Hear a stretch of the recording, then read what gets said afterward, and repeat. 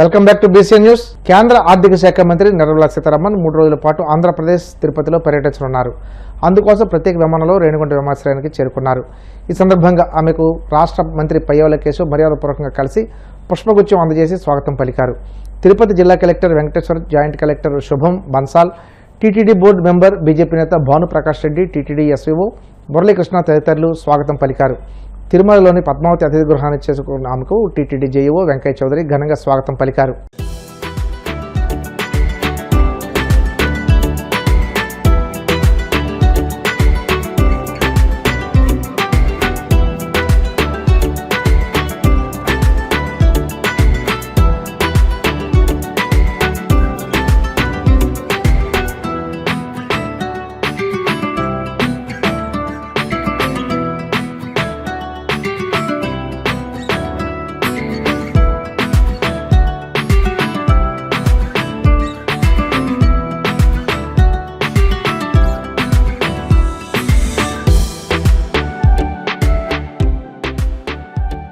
ఉప్పాడ సముద్రం అలల తాకిడికి గురవుతున్న తీర ప్రాంతాన్ని అధికారులతో కలిసి కాకినాడ జిల్లా కలెక్టర్ షణ్మోహన్ పరిశీలించారు.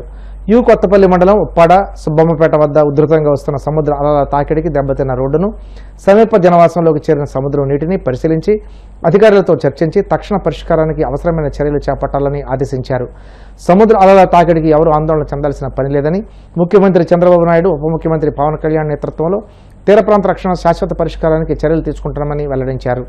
రాష్ట్ర ప్రభుత్వం తీసుకున్న నిర్ణయాలను విమర్శిస్తూ వార్నింగ్లు ఇస్తూ మాట్లాడిన మాజీ ముఖ్యమంత్రి జగన్మోహన్ రెడ్డిపై రాజద్రోహం కేసు పెట్టి జైలుకు పంపాలని టీడీపీ పొలిట్ బ్యూరో సభ్యుడు శ్రీనివాసరెడ్డి డిమాండ్ చేశారు. కడప టీడీపీ కార్యాలయంలో మీడియాతో మాట్లాడుతూ ప్రజల చేత ఎన్నుకోబడిన ప్రభుత్వం ఒక నిర్ణయం తీసుకుంటే మెడికల్ కాలేజీల ప్రైవేటీకరణ చేస్తున్నారని దానిపై పెట్టుబడిదారులను బెదిరిస్తూ చేసిన వ్యాఖ్యలు ప్రజాస్వామ్యంలో ఎక్కడ చూడలేదన్నారు. ఆయన మాట్లాడిన మాటల మీద రాజద్రోహం కేసు నమోదు చేయాలని ప్రభుత్వాన్ని కోరారు. మాజీ ముఖ్యమంత్రి జగన్మోహన్ రెడ్డి గారి వ్యాఖ్యలను తీవ్రంగా ఖండిస్తూ ఉన్నాం.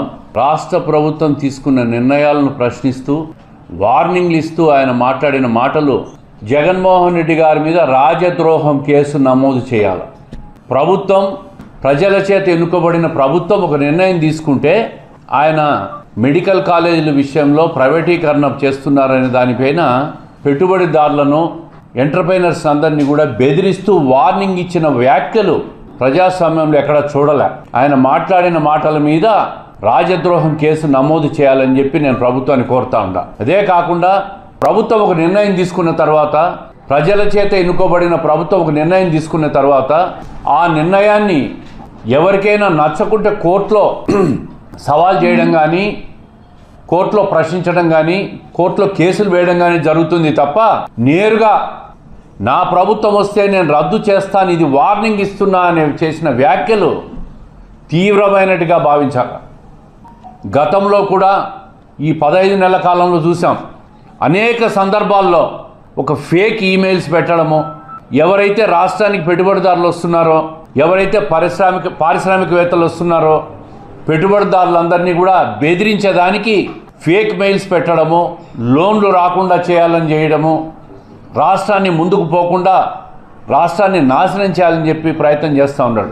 గతంలో మీరు అధికారంలో ఉన్నప్పుడు 2019-24 మధ్యలో రాష్ట్రానికి గతంలో వచ్చిన పెట్టుబడిదారులందరూ ఎంఓయూలు చేసిన వాళ్ళందరినీ కూడా భయభ్రాంతులు గురి చేసి రాష్ట్రం నుంచి వదిలిపోయే విధంగా చేసినారు. రాష్ట్రంలో అభివృద్ధి లేకుండా, పెట్టుబడిదారులు ఎవరు రాకుండా, ఇన్వెస్టర్లే రాకుండా పారిపోయిన విషయాన్ని మనం చూసాం. ఈరోజు మళ్ళీ కూడా ప్రజలు నిన్ను చిత్తుగా ఓడగొట్టిన తర్వాత కూడా మళ్ళీ ఇదే విధమైన వ్యవహార శైలి మీలో వస్తూ ఉంది. అంటే పెట్టుబడిదారులందరినీ బెదిరించడం. ఇటువంటి వ్యక్తుల వల్ల రాష్ట్రాలు అభివృద్ధి కుంటుపడతాయి. అందుకే నేను 151 సీట్ల నుంచి 11 సీట్ల కుదించినారు ప్రజలు. అయినా నీలో ఏ మార్పు రావడంలే. మెడికల్ కాలేజీలు మీ హయాంలో ప్రారంభించినటువంటి పునాదుల స్థాయిలో ఉన్నాయి. పులివెందల్లో పూర్తి చేశారని చెప్తున్నావు. ఎందుకు నీ హయాంలో మెడికల్ కాలేజ్ ఓపెన్ చేయలేదని చెప్పి అడుగుతూ ఉంటాం. ప్రభుత్వం కష్టాల్లో ఉన్నప్పుడు, నీ మూలాన ఆర్థికంగా రాష్ట్రం కుదేలైనప్పుడు అక్కడక్కడ ప్రైవేటీకరణ చేయడం కూడా అక్కడక్కడ అవసరమవుతుంది. ఓనర్షిప్ ఇవ్వడంలే.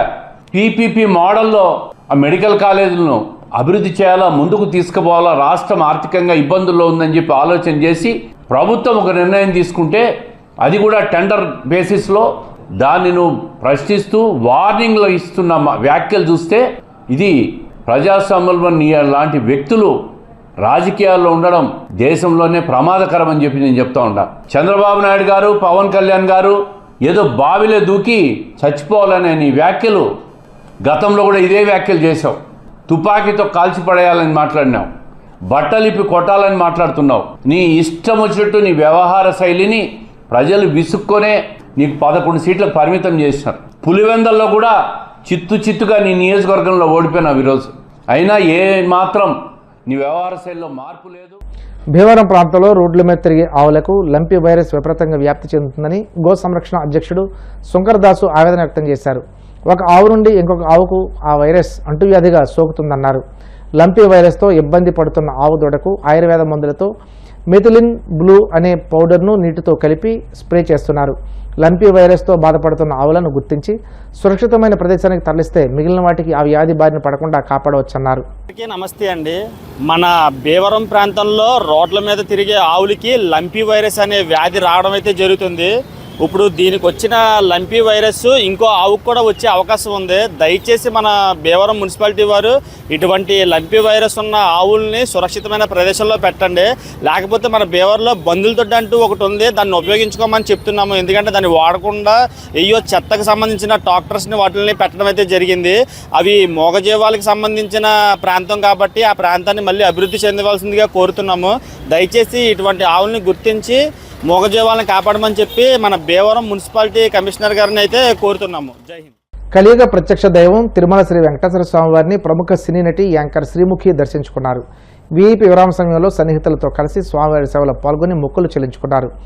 దర్శనానంతరం వీరికి రంగనాయకుల మండపంలో వేద పండితులు వేదాశీర్వచనం అందించగా ఆలయ అధికారులు స్వామివారి తీర్థ ప్రసాదాలు అందజేసి పట్టు వస్త్రంతో సత్కరించారు. ఓం నమో వెంకటేశాయ. ఈరోజు మళ్ళీ శ్రీవారి దర్శనం కోసం రావడం జరిగింది. ఆయన దగ్గరకు వచ్చిన ప్రతిసారి తెలీదు ఇలాంటి అద్భుతమైన వ్యక్తులు పరిచయం అవుతారు. పరిచయం అయ్యి అద్భుతమైన దర్శనం దొరికింది ఈరోజు కూడా.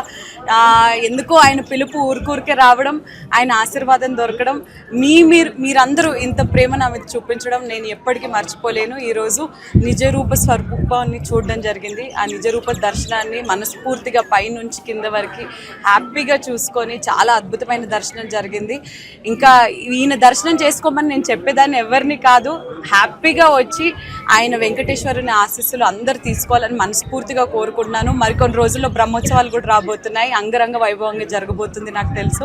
సో అందరూ వచ్చి ఆయన ఆశీర్వాదం తీసుకుంటారని మనస్ఫూర్తిగా కోరుకుంటూ ఓం నమో నారాయణ, ఓం నమో వెంకటేశ్వర. వార్తలు ముగించే ముందు ముఖ్యాంశాలు మరోసారి. గత పాలనలో రైతులను నెట్టాట ముంచేసి ఇప్పుడు నీతులు మాట్లాడటం సిగ్గుచేటు. మాజీ సీఎం జగన్పై తీవ్ర స్థాయిలో ధ్వజమెత్తిన మంత్రి అచ్చెన్నాయుడు. రాష్ట్రానికి పెట్టుబడులు రాకుండా జగన్ బెదిరిస్తున్నారన్న మంత్రి టీజీ భరత్. పెట్టుబడిదారుల ఆత్మస్థైర్యం దెబ్బతీసేలా వ్యవహరిస్తున్నారని ఆగ్రహం. ప్రజలను మభ్యపెట్టడం చంద్రబాబు మానుకోవాలన్న వైసీపీ కడప జిల్లా అధ్యక్షుడు రవీంద్రనాథ్ రెడ్డి. మెడికల్ కాలేజీల ప్రైవేటీకరణను అడ్డుకుంటామని హెచ్చరిక.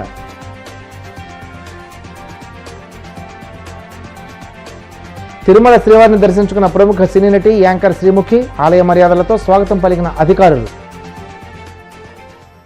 ఈ వార్తలు ఇంతటితో సమాప్తం. మరిన్ని వార్తల కోసం BCN digital YouTube channel, Facebook page follow అవ్వండి. అప్డేట్ వార్తల కోసం ప్లీజ్ సబ్స్క్రైబ్.